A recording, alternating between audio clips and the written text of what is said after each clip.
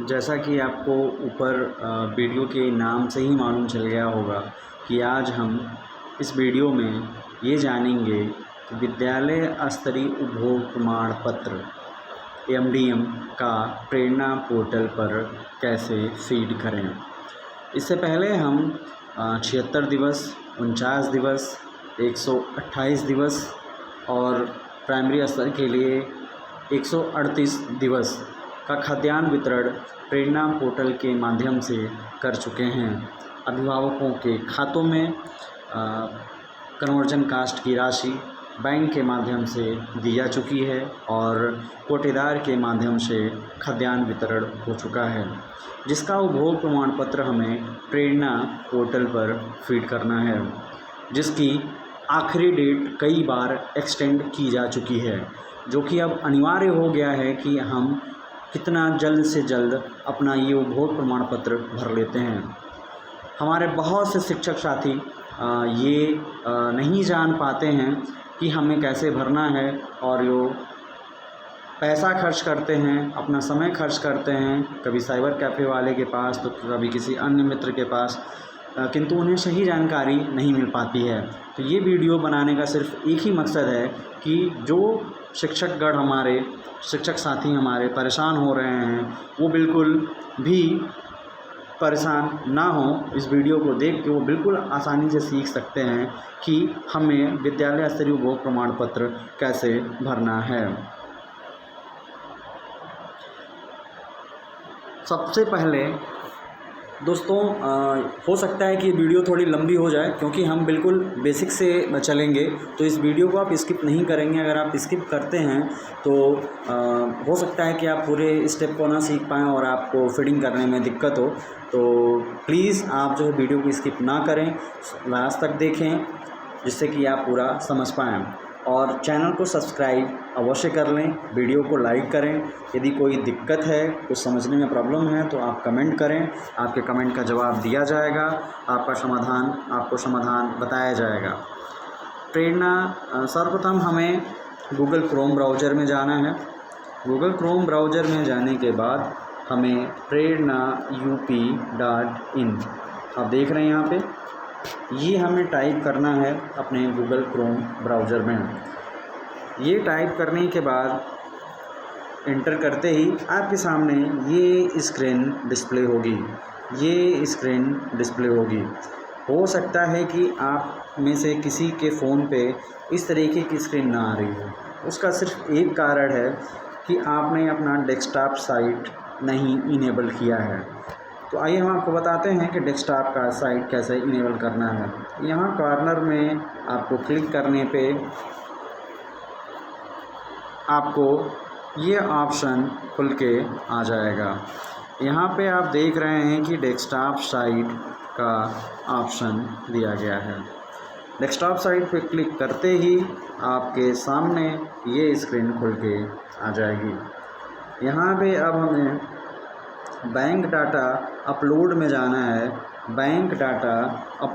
जाना है और टीचर लॉगिन पे क्लिक करना है। दिख रहा है आप सभी को? टीचर लॉगिन पे क्लिक करते ही आपके सामने कुछ इस प्रकार की स्क्रीन आएगी। लॉगिन फॉर बैंक अपलोड पे क्लिक कर देंगे। उसके बाद रजिस्टर्ड मोबाइल नंबर यानी जिस विद्यालय का आप एमडीएम उपभोग प्रमाण पत्र भरने जा रहे हैं, उस विद्यालय के किसी भी अध्यापक का मोबाइल नंबर जो कि एमडीएम में दर्ज है, उस पर एमडीएम की कॉल आती है, उस नंबर को डाल के ओटीपी जनरेट करके आप लॉगिन कर सकते हैं। तो यहाँ पे मोबाइल नंबर डालते ही हमारी अगली स्क्रीन कैसी होगी, आइए उसे देखते हैं। रजिस्टर्ड मोबाइल नंबर डाल के वेरीफाई पे क्लिक करने के बाद अगली स्क्रीन हमारी आती है सेंड ओटीपी। यहाँ पे आप क्लिक करेंगे। जैसे ही क्लिक करेंगे आपके रजिस्टर्ड मोबाइल नंबर पे एक ओटीपी प्राप्त हो जाती है।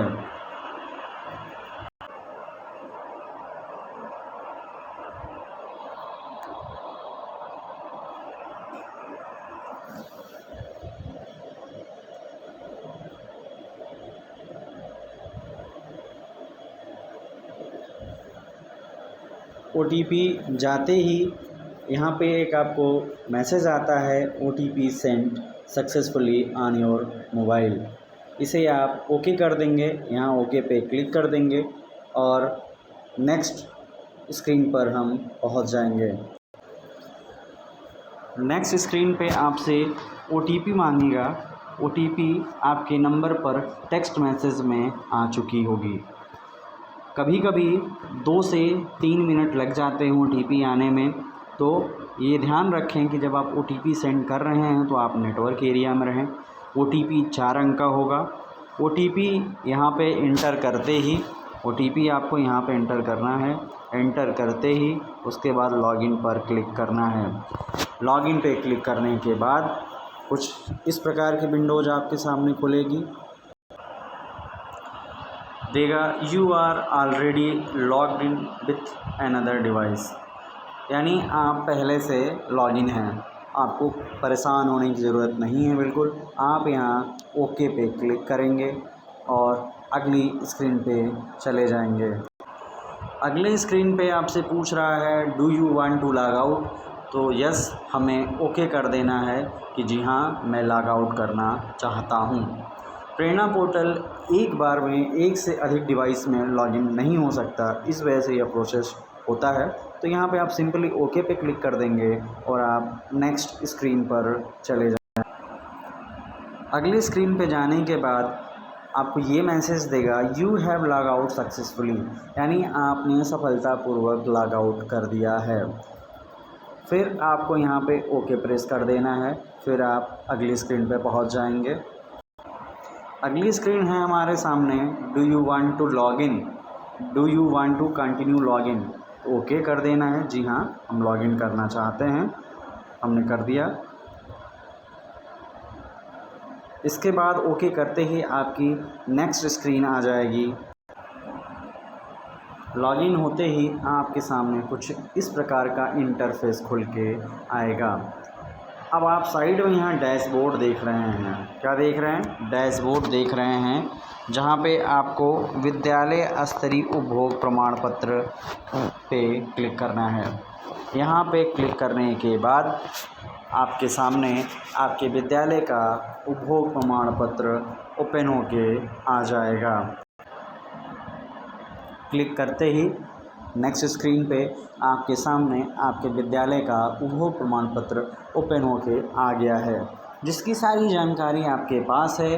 1 to 1 करके आपको यहाँ पे सारी एंट्रीज़ कर देनी है और अपना उपभोग प्रमाण पत्र जनरेट कर लेना है।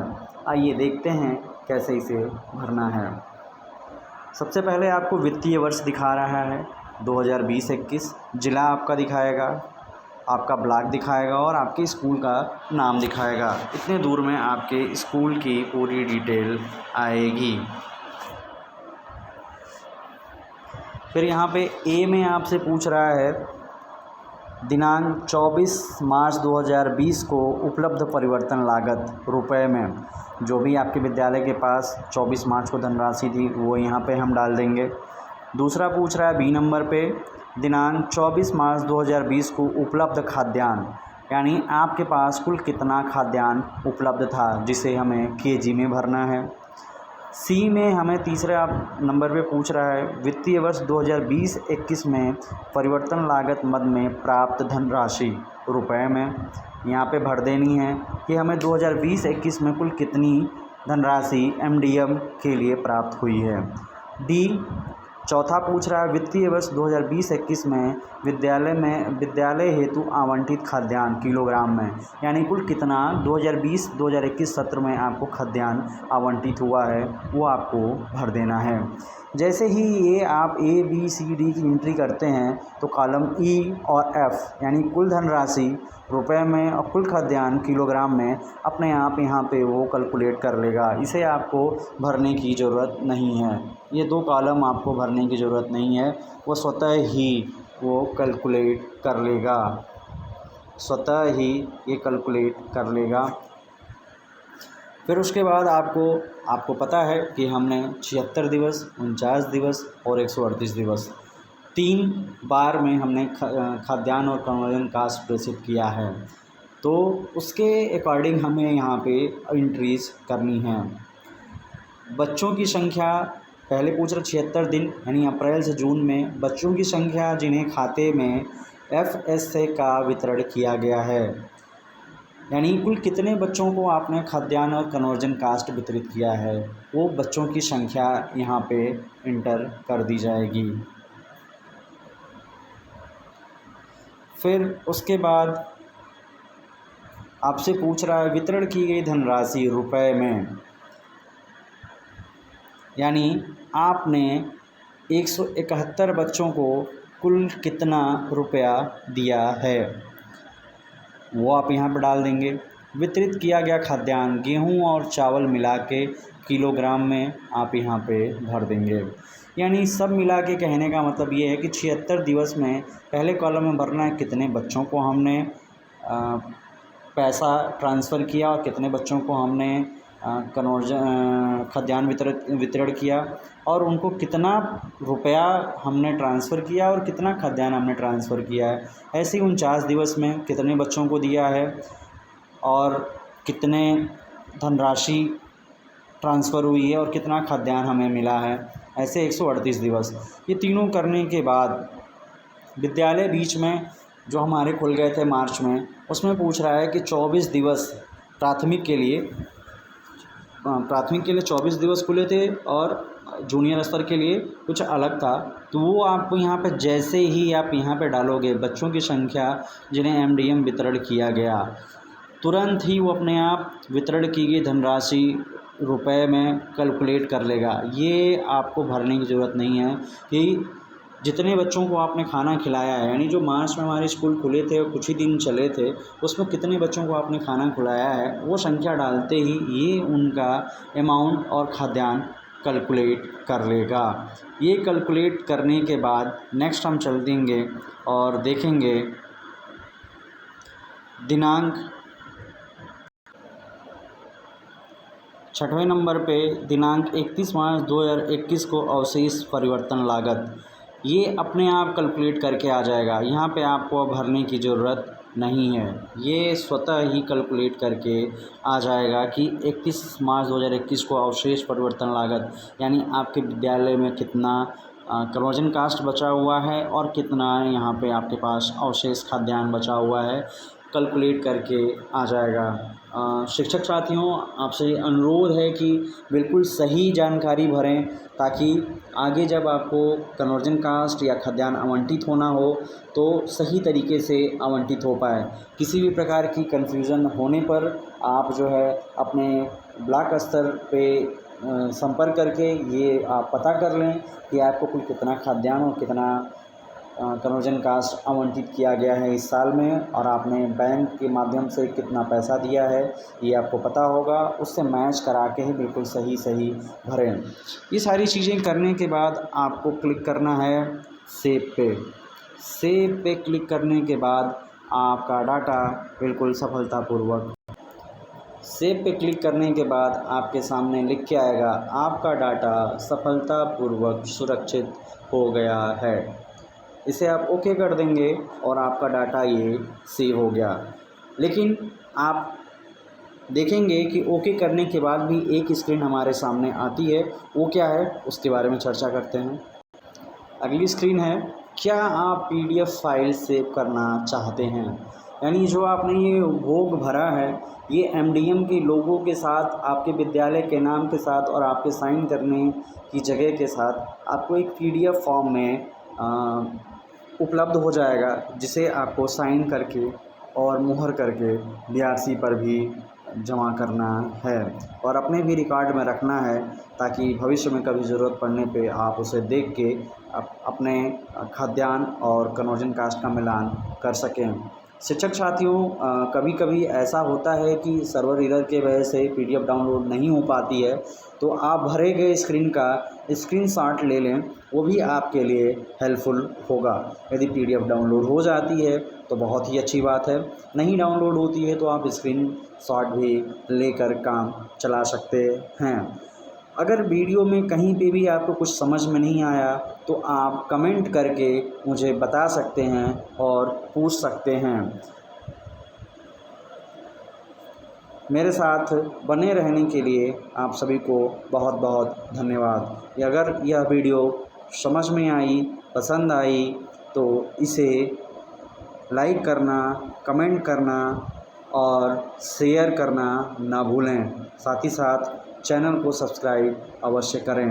चैनल के सब्सक्राइब करने से हमारा मनोबल बढ़ता है और हम आपके लिए ऐसे ही और नए नए वीडियो बनाकर लाते हैं।